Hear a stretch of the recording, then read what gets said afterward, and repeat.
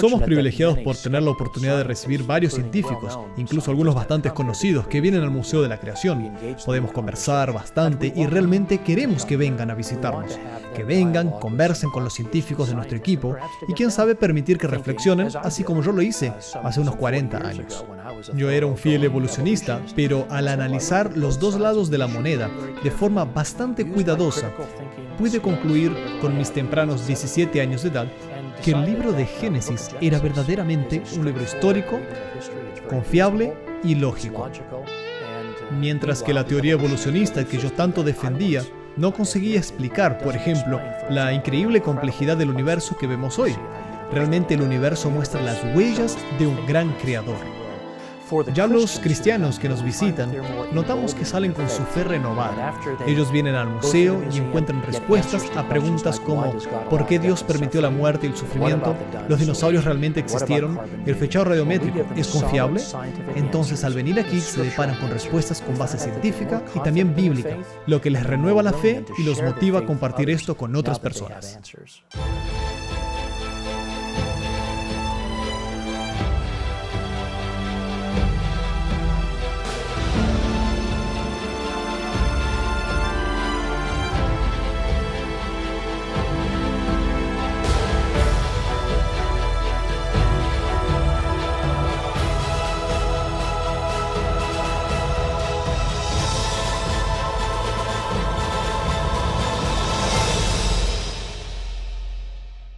Bienvenidos a otro programa de Evidencias, continuando con nuestra serie acerca de los orígenes.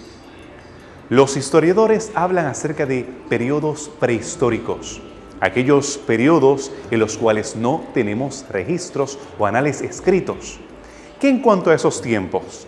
¿Qué en cuanto a aquellos tiempos cuando comenzaron los seres humanos a registrar sus actividades diarias e históricas en arcilla y piedra? ¿Qué podemos aprender acerca de estas épocas? Quédate con nosotros en este programa de Evidencias.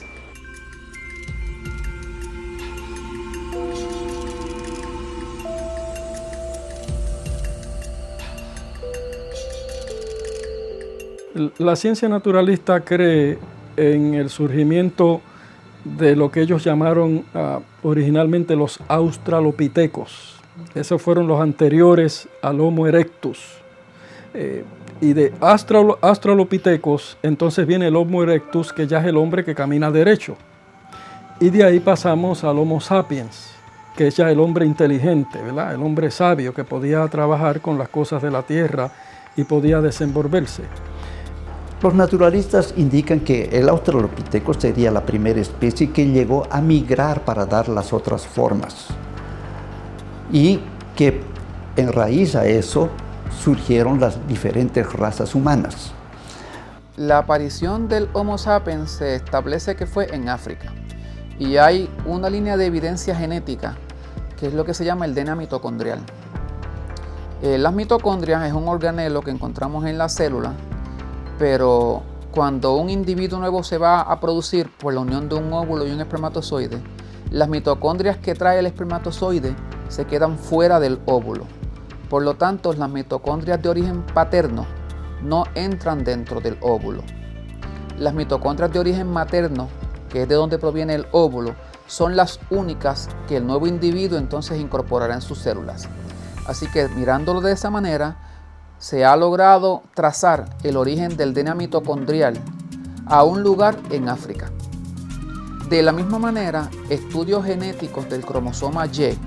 El cromosoma Y es el único que el padre aporta a la progenie, pues también ha logrado trazarse al mismo continente africano.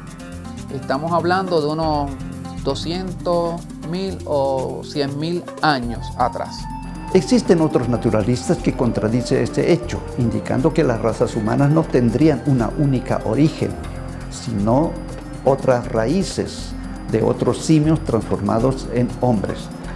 La migración, sin embargo, es un hecho, desde que consideremos que la Tierra, todos los continentes estaban inicialmente unidos, dando la idea de la Pangea, quiere decir Son dos vocablos griegos, pan, todo, gea, tierra, toda la tierra en un único lugar. Tanto evolucionistas como creacionistas aceptan ese hecho. No hay cómo ser diferentes. La única diferencia es que los naturalistas encuentran que la Pangea ocurrió en millones de años atrás y que la distribución de las razas fue una transformación lenta a través de millones de años atrás. Los creacionistas no aceptan esa transformación de un simio para ser humano. Un ser humano ya existía y debido a la Pangea ya fraccionada, seres humanos ocuparon espacios diferentes en una distribución natural que originarían las razas. Ahora se sabe a través del conocimiento genético que muchas razas no son el efecto de transformación, sino la influencia del ambiente sobre la carga genética de la especie humana. Estamos en un ambiente impresionante, donde nos recuerdan los palacios asirios, en los cuales encontramos anales muy antiguos. Sin embargo, ¿serán esos los primeros recuerdos que tenemos de los seres humanos? ¿Cómo es que los historiadores han dividido la historia antigua? ¿Qué evidencias tenemos acerca de culturas que vivieron antes de Abraham? ¿Y cómo las podemos contextualizar con lo que dice la Biblia?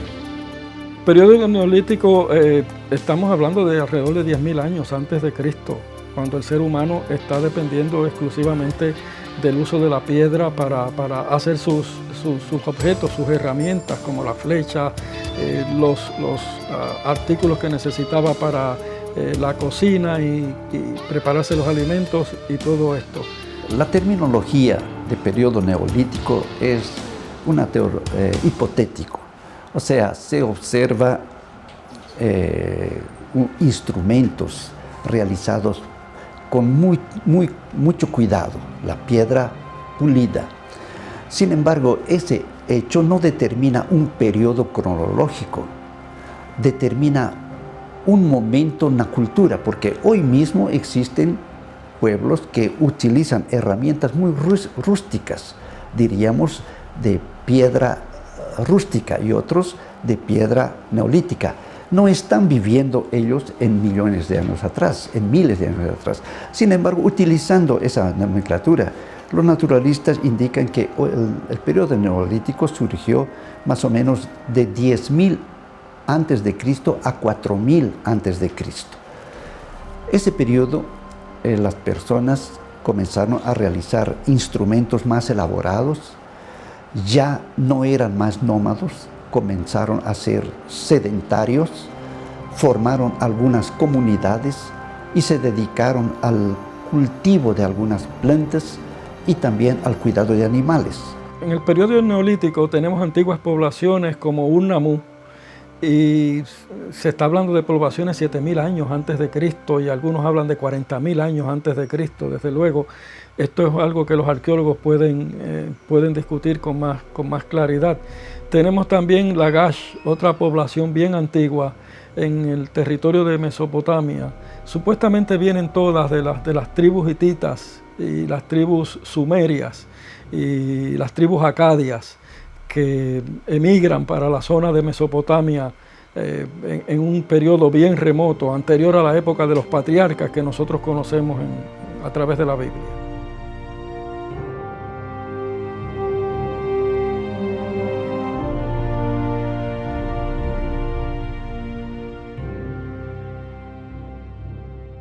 Para los naturalistas, el origen de las diferentes lenguas e idiomas tiene dos teorías, una monogénesis y la otra poligénesis.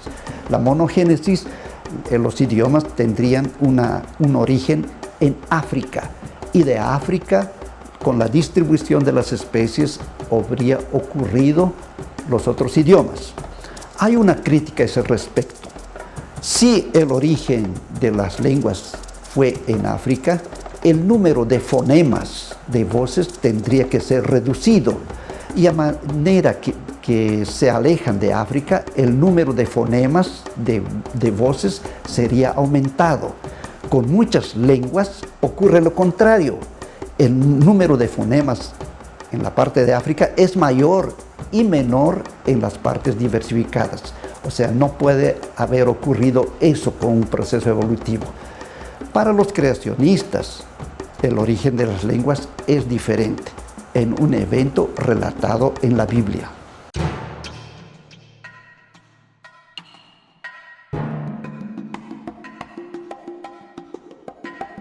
En el caso de la palabra profética de la Biblia, encontramos que surge con motivo de la Torre de Babel. Se nos explica allí claramente que aquella cultura, aquella sociedad tenía un propósito. Querían construir una ciudad y una torre que llegara hasta el cielo. Esto estaba en oposición a los planes que Dios tenía, que le había dicho al ser humano una vez que salió del arca, que se distribuyeran, se diseminaran por la tierra. Querían permanecer juntos en un lugar para hacer una construcción que les diera un nombre, les diera un título. Así que en ese momento Dios interviene para confundir los idiomas, y de esta manera, al no poderse entender, los seres humanos definitivamente deciden separarse. Y el propósito de Dios de que se diseminaran por la tierra, se expandieran, pues se cumple con esta separación. Los especialistas en lenguas, en estudio de las lenguas, relacionan que en la parte de Mesopotamia, en el Antiguo Oriente, hubo familias de lenguas semejantes, son las lenguas semíticas. Descendientes del anterior patriarca Noé, Cam, estarían otro grupo de personas que hablaron, inventaron otros idiomas. Serían los que asumen la descendencia de lenguas camitas, que es la parte de África y Palestina. Y los descendientes de Jafé, ellos originarían las lenguas llamadas jafetitas. La separación de este centro determinó el surgimiento de otros idiomas. Sin embargo, existen raíces y voces extrañas. Vean, los mayas hablaban lenguas, tienen algunas palabras semejantes a la lengua que se hablaba en el centro de Mesopotamia. Se indica que la lengua en América del Sur, tupí-guaraní, tiene muchas raíces de la lengua sumeriana. O sea, más apartados los grupos, ellos creaban otras lenguas. Sin embargo, en sus raíces preservaban ese origen que tendría sido causado por la Torre de Babel. Tenemos en la antigua Mesopotamia, la moderna Mesopotamia debemos decir, tenemos ciertas evidencias de antiguos lugares que se usaban como sacrificios, como son los sigurats. Muchos arqueólogos que han estado investigando estas áreas entienden que estos sigurats pudieron haber sido los que dieron origen a la idea de la Torre de Babel. Existe una relación entre los conceptos naturalistas y aquellos que aceptan el relato bíblico. Los naturalistas no pueden negar que las lenguas forman familias, principalmente la familia de lenguas semíticas. Y la familia de lenguas semíticas distribuidos en la Mesopotamia tienen una relación entre sí. Debemos indicar que en Mesopotamia surgieron varias culturas en relación a la lengua que hablaban. En el norte, la Mesopotamia es aquella región donde está el río Éufrates y el río Tigris. En el norte de esta región surgió un pueblo, la cultura subariana. En el centro, la cultura acadiana. Y en el sur, la cultura sumeriana. En el este, la cultura elamita. Y en el oeste, la cultura horita. Pero existe una relación entre todas a través de su lengua. Había poca diferencia entre una y otra de las lenguas, lo que indica que hubo una lengua original única que por un evento ha sido distribuida. Cuando hablamos acerca de la cultura antigua, no podemos hablar acerca de primitivos que vivían en cuevas y que eran apenas capaces de dialogar entre ellos. Sí, vemos que paralelamente había grupos que vivían en forma aislada y que definitivamente no tenían avances tecnológicos. Pero no, cuando hablamos acerca de culturas 4000 años atrás, estamos hablando de culturas complejas, estratificadas, con sistemas tecnológicos, con escritura, matemática, astronomía. Es impresionante para el hombre moderno que presume que ellos comenzaron la tecnología en décadas recientes, pero no, vemos que estas tecnologías nacieron mucho tiempo atrás. Estas primeras civilizaciones comenzaron a desarrollarse a través de construcciones. La construcción, la arquitectura fue una de las primeras actividades del ser humano. Y tal como nos dicen en documentos como las leyes de Hammurabi, estas primeras construcciones eran mediante contratos que hacían para poder construir las ciudades. Incluso habían reglamentos que especificaban lo que debía hacerse. Un constructor que no construía una casa como debía hacerla podía ser llevado ante la ley y tenía que responder al cliente si no había construido bien la casa. Así que estas primeras ciudades estaban bien organizadas y tenían buenos lugares de cultivo y había una economía floreciente con el comercio, con la agricultura, con la ganadería, con la pesca de los ríos circunstantes, porque la mayoría de estas ciudades estaban en la ribera de los ríos, donde podían obtener el aprovisionamiento de agua necesario. En Mesopotamia tenemos grupos de nomadistas que interactuaban con urbanistas en las ciudades-estado. Las mismas, para protegerse de bandas de invasores y otros enemigos, se van uniendo. Vemos también los deseos ambiciosos de algunos reyes que expanden su territorio y vemos interacción comercial que es posible únicamente bajo algún sistema social que pueda unirlos. Entonces se establecen los imperios. ¿Qué desarrollos fueron propiciados por esta organización social? ¿Cómo el ser humano fue avanzando en ese contexto? Las primeras ciudades-estados surgen también en el área de Mesopotamia. Eran establecidas con el propósito de mantener un espacio mayor entre la ciudad y los enemigos. Mientras más espacio en torno a la ciudad pudiera controlar la ciudad, pues entonces era una línea de defensa mucho más distante que simplemente las murallas de la ciudad. Era preferible encontrar al enemigo varias millas fuera de los muros que tener que luchar defendiendo la ciudad desde los muros. Esas sociedades antiguas, aunque geográficamente eran bastante extensas, las ciudades que formaban eran independientes.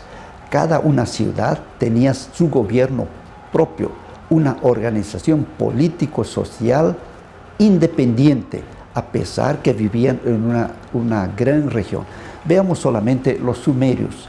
Los sumerios eran una gran población, ocupaban todo el sur de Mesopotamia, pero cada una de sus ciudades tenía un régimen político, social, estructural independiente. Esa independencia caracterizó la ciudad-estado. Las ciudades-estados, una vez que logran controlar los valles y los territorios circundantes, pues desde luego comienzan las luchas intestinas entre ciudad y ciudad. Y es de esta manera como comienzan a surgir los imperios, en esa misma zona del área de Mesopotamia.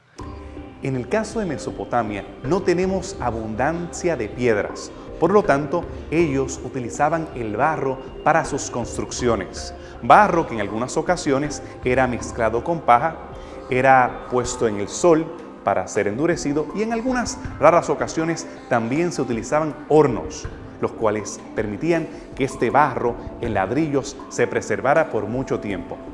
Ellos también utilizaron el barro para la escritura. Comenzaron a hacer matemáticas y escrituras que eran pictográficas, utilizando una cuña, el sistema cuneiforme, utilizando figuras de la naturaleza o los animales para hacer esos primeros símbolos, que eran silábicos y tenían un complejo sistema para escribir. Para muchos historiadores, la edad antigua comienza cuando el hombre descubre la forma de escribir la escritura. Eso ocurrió más o menos 3200 años antes de Cristo.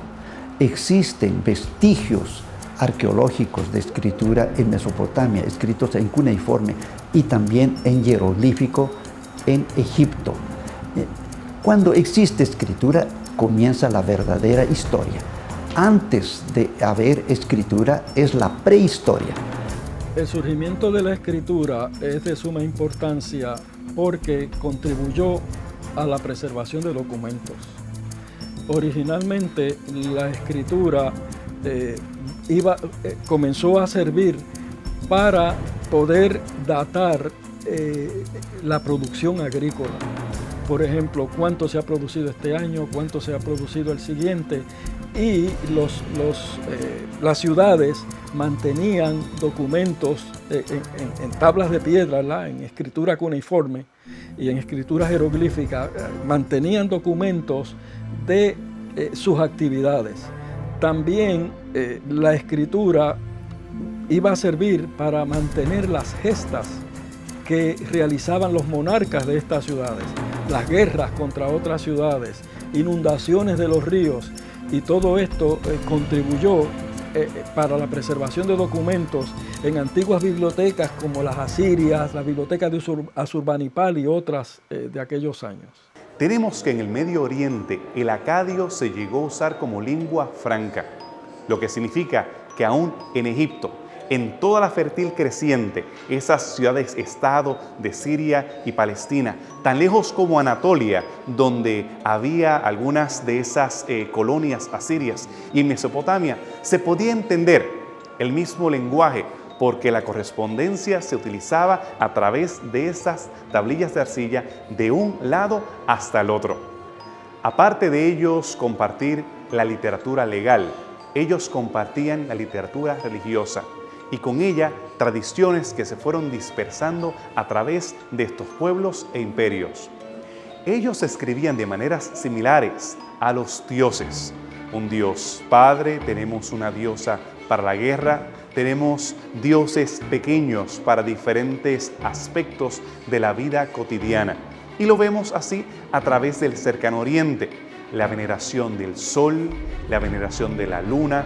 En el caso de aquellos pueblos que tenían ríos principales, también los ríos eran venerados, al igual que el mar. En el caso de la Biblia, contrastan las ideas teológicas con estas ideas que había en el Cercano Oriente. En vez de ser dioses que de forma arbitraria controlaban a los seres humanos, causaban dolor o causaban diferentes cataclismos, en el caso del Dios de Israel vemos presentado un Dios amante que cuida a sus criaturas. ¿Cómo podemos comparar y contrastar a Yahvé, el Dios que llama a Abraham, con ese panteón de dioses caprichosos que había en el Cercano Oriente?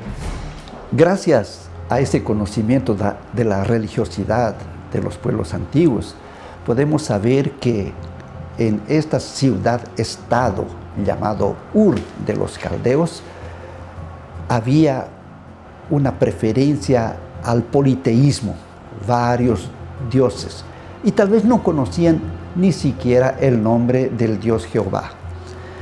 Entonces era un ambiente contrario a la voluntad divina del verdadero Dios Jehová. Y en esas circunstancias, cuando vio que Abraham tenía un concepto del Dios verdadero, esa era una válvula de comunicación con Dios, Dios llamó para que él pueda ser el mensajero del único Dios verdadero y transmitir su voluntad. Dios le dice a Abraham: vete de tu tierra y de tu parentela y de la casa de tu padre a la tierra que te mostraré.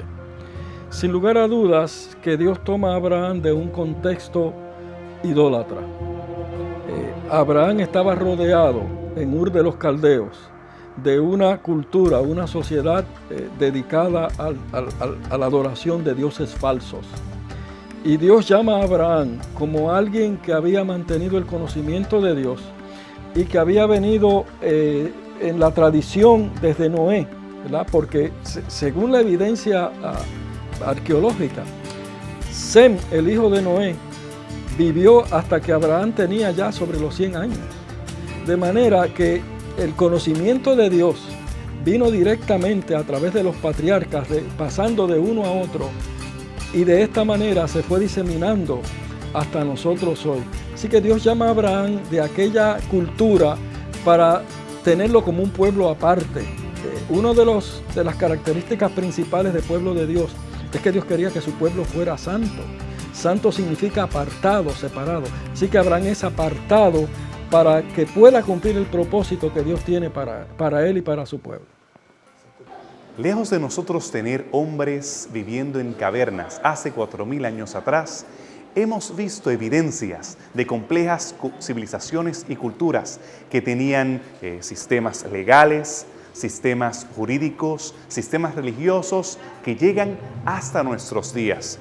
Es impresionante reconocer cómo, dentro de tantas culturas que compartían el politeísmo y teologías similares, vemos que emerge el monoteísmo.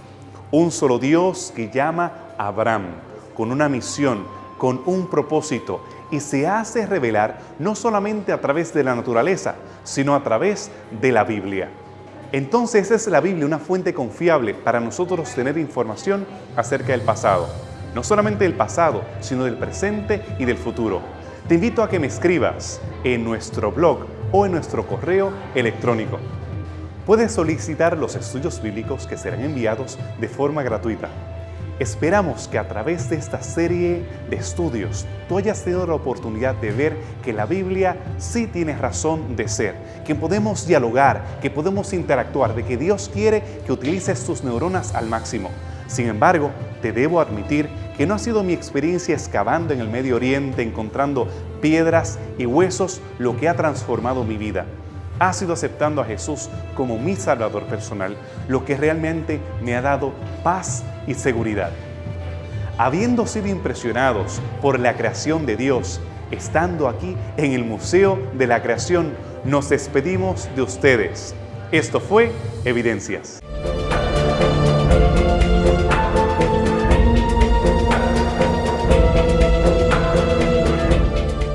Yo animo a las personas a analizar los dos lados de este debate entre creación versus evolución, así como yo lo hice cuando tenía 17 años de edad, y ver las evidencias por un nuevo prisma. Yo animo a las personas a buscar en sus Biblias, a leer Génesis del 1 al 3 y aceptar este relato como algo histórico. Yo lo hice y tuve mi fe renovada. Ahora, yo tengo la plena certeza de que el relato de Génesis es verdadero y que la teoría evolucionista no es suficientemente sustentable.